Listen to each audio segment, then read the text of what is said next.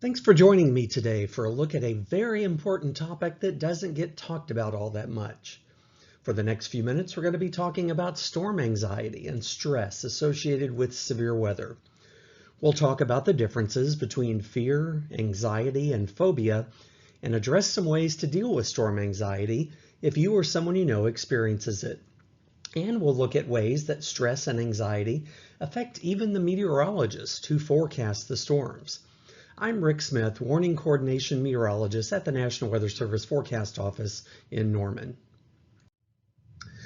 Weather can be fascinating and for some even exciting, but for many it can also be scary and stressful.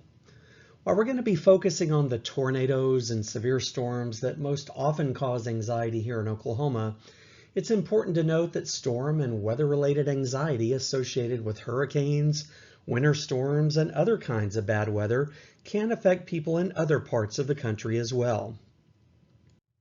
But certainly it's tornadoes that tend to be the big one when people talk about what kind of weather gives them storm anxiety. And given the history and frequency of tornadoes that we experience in Oklahoma, it's easy to see how storm anxiety can become an issue for so many people. Many of us have been afraid of storms at some point in our lives, but there's a difference in just being afraid versus actually having storm anxiety or storm phobia. Some level of fear is actually a normal response and a good thing when it comes to severe weather. Fear can come from just anticipating a storm or from knowing that severe weather is possible. And that awareness is key in helping us be ready to react to be safe. The problem for some comes when that fear escalates into storm anxiety, which is more extreme apprehension or worry about what might happen. It's impossible to know for sure, but it's likely that many people experience some level of storm anxiety in our area. The most extreme fear can result in having a phobia, which is defined as a persistent, excessive, and unreasonable fear.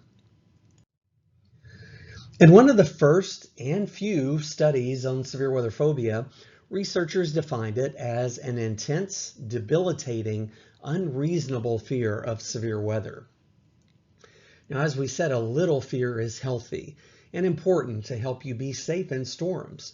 But when the fear, stress, and anxiety become unreasonable and are so intense that they actually affect your quality of life, that's when anxiety becomes more of a phobia.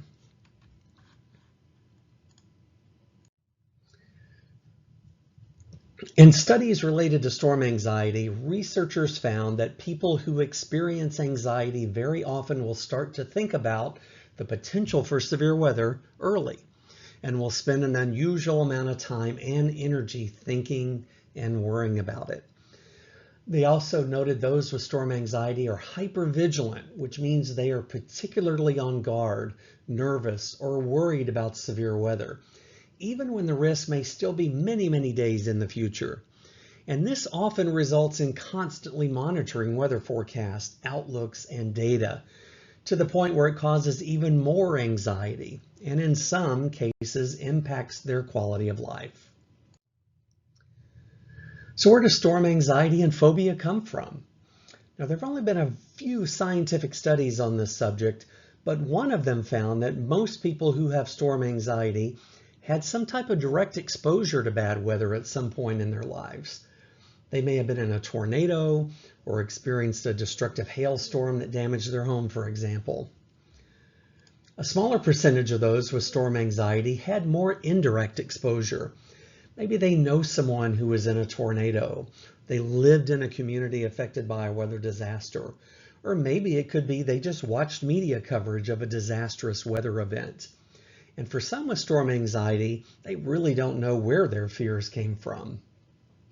It's very interesting to note that many meteorologists acknowledge at some point in their early life that they had suffered from some level of storm anxiety. And this anxiety was often triggered by a specific event that they had experienced. Now, obviously, watching a storm move towards you can trigger anxiety. But for a lot of us, just a forecast or an outlook of severe weather that may happen days from now can trigger that fear and anxiety. At the National Weather Service office, we start getting phone calls or social media messages from the storm anxious many days before a possible severe weather event, maybe sparked by someone seeing a social media post or an extended forecast that just mentions the potential for thunderstorms. Now, for meteorologists, our challenge is to provide you with weather information that increases your awareness that something bad could happen and helps you be prepared for it if it does occur, while at the same time not making you unnecessarily anxious or afraid. Striking that balance can be very difficult sometimes, especially when there is uncertainty in our forecast.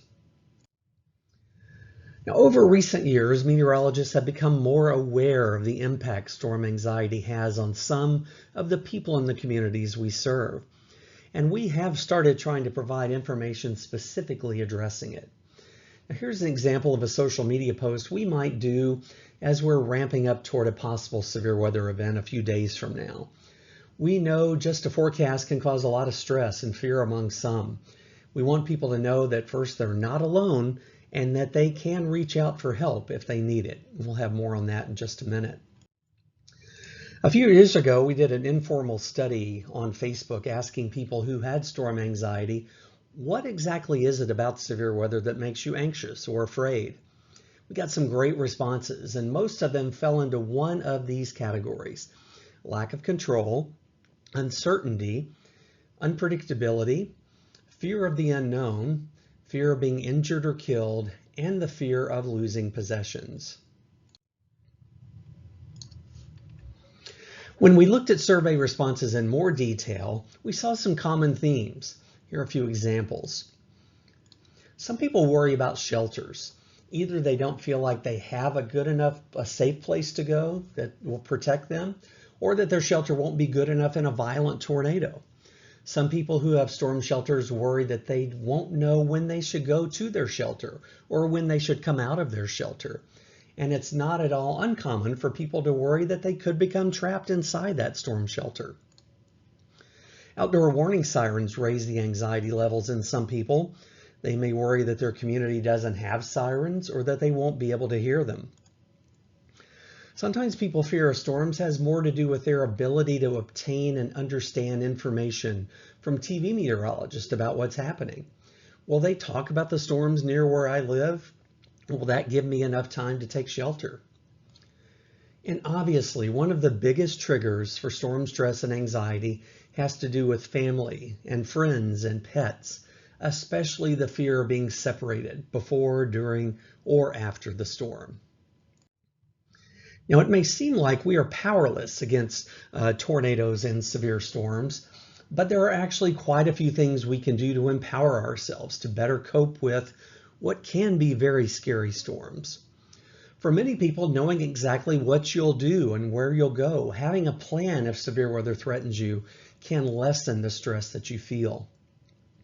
Other things like having multiple ways to get warnings, learning about your local geography to help you track storms in your area, taking a free storm spotter class, or even getting a radar app so you can always know where the storms are, can help reduce storm stress and anxiety.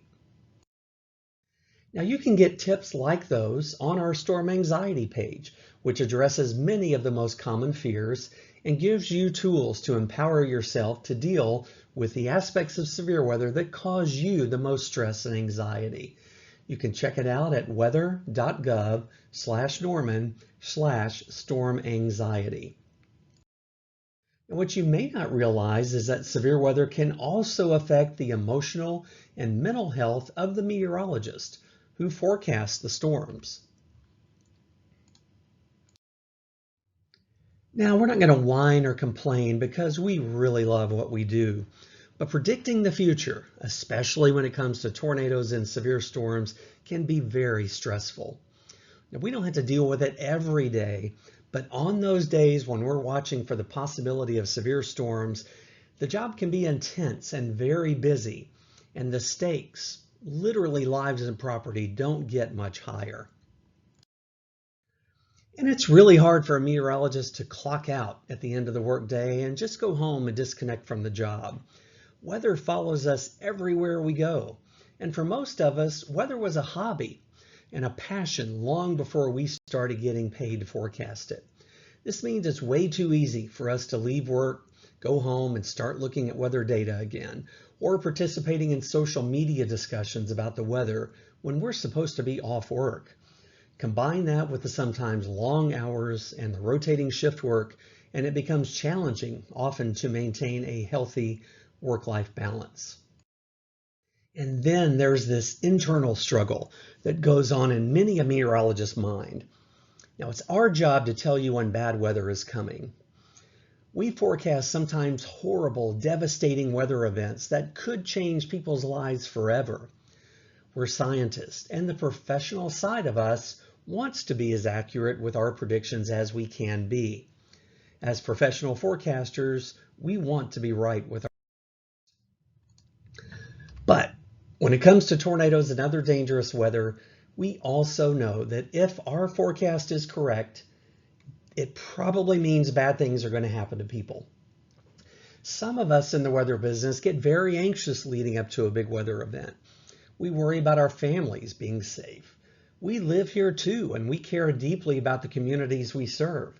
So in that way, we don't want to be right with a forecast of bad things.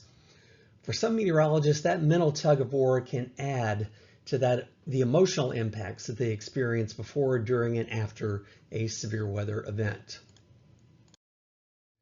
Now, meteorologists, we know that at some point in our careers, we're going to have to work an event where someone dies. Even when we have that knowledge, though, as people, we can't help but be affected when people die because of the weather. And even when we do our job almost perfectly, people may still be hurt or killed. And even for those events where things went well with the forecast and warnings, for a lot of us, there's always the questions of, could we have done even more? So we see that anyone can experience some level of fear, anxiety, and/or stress, and have our emotional and mental health impacted when it comes to tornadoes and other dangerous weather we face. As we wrap up, the most important things to remember are that if you have storm anxiety, you are not alone. For many people, learning more about the thing you're afraid of can help reduce the fear and empower you to face the storms with facts and information on how to be safe. And finally, there is free help to deal with the stress and anxiety if it becomes too much to handle. You can call or text professionals at the Disaster Distress Hotline if you want to talk about your anxiety and find other ways to cope with it. You can also visit their website at www.samhsa.gov for lots more information and resources. And remember, you can always visit our storm anxiety website for tips and suggestions for coping with the fear and stress associated with our sometimes dangerous weather. Thanks for watching.